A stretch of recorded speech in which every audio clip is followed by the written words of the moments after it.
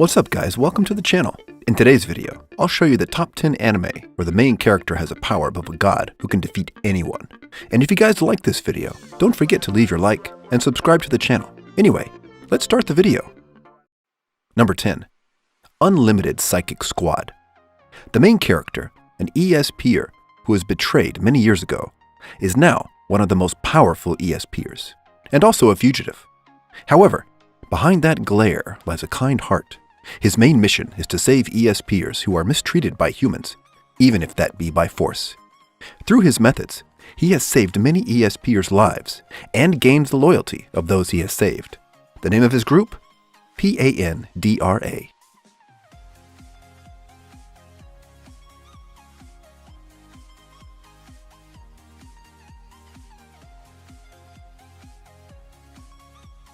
Number 9.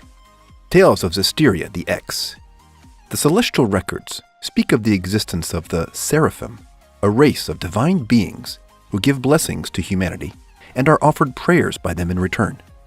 Those who are anointed with the ability to interact with these spirits are known as shepherds. Hailed as heroes for their prompt appearances in times of crisis, while also being feared for their power, the shepherds are imprinted in common folklore along with the Seraphim. The main character is a young human who has spent his entire life living in harmony alongside the Seraphim in the village of Elysia. Fascinated by the myths of the celestial records, he explores some nearby ruins with Mycleo, his childhood Seraphim companion, hoping to enlighten himself about the Seraphim's history with mankind. Unfortunately, they become trapped in the depths of the historical site during their investigation. While searching for an exit, they come across a mysterious girl who desperately seeks the help of a shepherd to save the world, which is on the brink of being consumed by darkness. Despite Mycleo's warning about making contact with other humans, the protagonist decides to help the stranger, which unknowingly leads him closer to the dream of peaceful coexistence between man and Seraphim. Number 8. Bloodlad. The main character is a powerful vampire who rules the eastern district of Demon World. According to rumors, he is a bloodthirsty and merciless monster, but in reality, he is just an otaku obsessed with Japanese culture and completely uninterested in human blood. Leaving the management of his territory to his underlings, Stas spends his days lazing around, indulging in anime, manga, and games. When Fuyumi Yanagi, a Japanese girl, accidentally wanders through a portal leading into the demon world, Stas is overjoyed. But just as he's starting to feel an unusual attraction to her, his territory is attacked, resulting in Fuyumi's untimely death. She turns into a wandering ghost, and the crestfallen Stas vows to resurrect her, as this would mean being able to travel to the human world, something he has always dreamed of. Bloodlad follows Stas and Fuyumi, soon joined by the spatial magician Bell and the half-werewolf Wolf, as they travel to find a magic that can bring humans back. Number 7.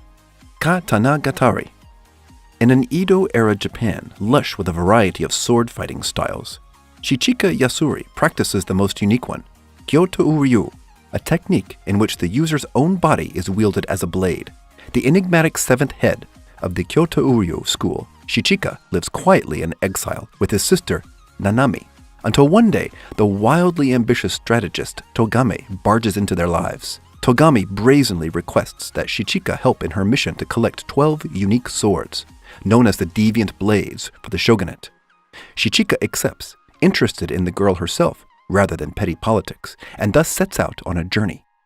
Standing in their way are the fierce wielders of these legendary weapons, as well as other power-hungry entities who seek to thwart Togame's objective.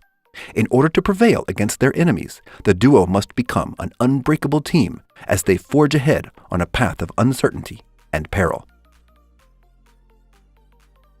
Number 6. Campione.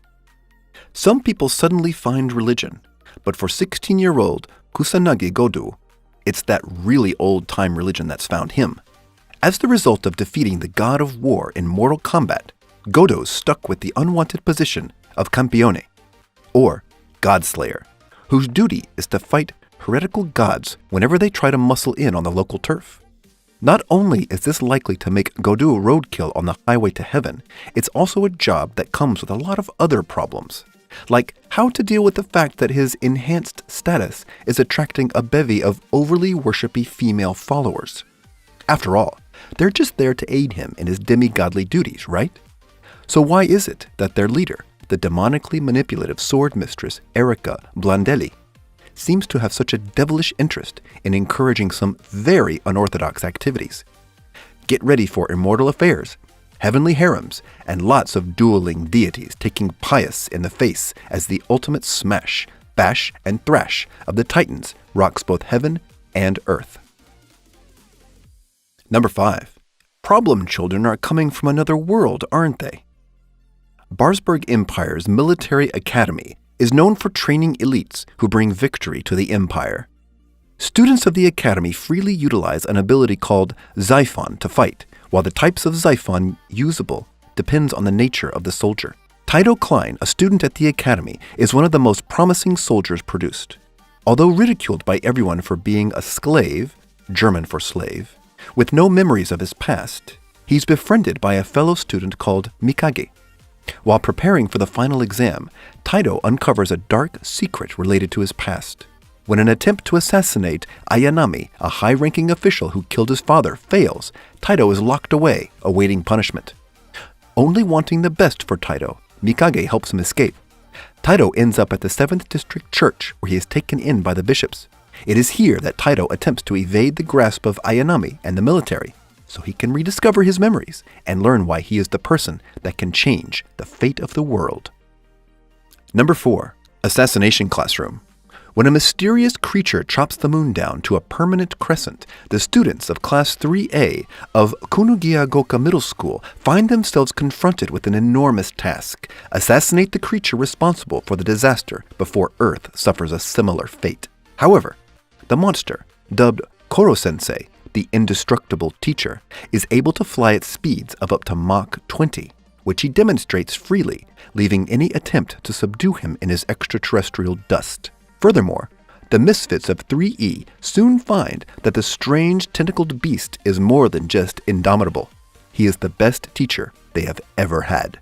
Assassination Classroom tells the story of these junior high pupils as they polish their assassination skills and grow in order to stand strong against the oppressive school system, their own life problems, and one day, Koro-sensei.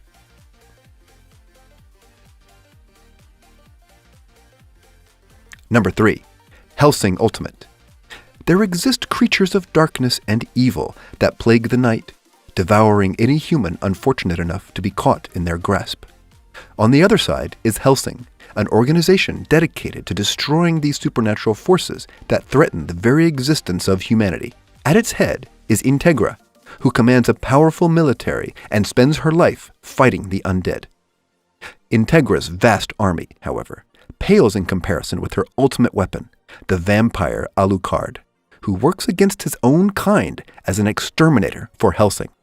With his new vampire servant, Ceres Victoria, at his side, Alucard must battle not only monsters, but all those who stand to oppose Hellsing, be they in the guise of good or evil. In a battle for mankind's survival, Hellsing Ultimate proves that appearances are not all they may seem, and sometimes the greatest weapon can come in the form of one's worst nightmare. Number 2. The King's Avatar. Widely regarded as a trailblazer and top-tier professional player in the online multiplayer game Glory, the protagonist is dubbed the Battle God for his skills and contributions to the game over the years. However, when forced to retire from the team and to leave his gaming career behind, he finds work at a nearby internet cafe.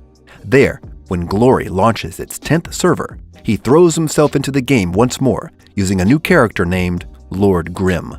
Yeshu's early achievements on the new server immediately catch the attention of many players, as well as the big guilds, leaving them to wonder about the identity of this exceptional player. However, while he possesses 10 years of experience and in-depth knowledge, starting afresh with neither sponsors nor a team in a game that has changed over the years presents numerous challenges. Along with talented new comrades, Yeshu once again dedicates himself to traversing the path to Glory's summit. Number 1. Charlotte. While on the surface, Yu Otosaka appears to be just another charming and intelligent teenager, he has a secret. He has the ability to slip into people's minds and fully control their body for 5 seconds at a time. Yu has been using this skill for years to gain the highest grades, which allowed him to enter a prestigious high school.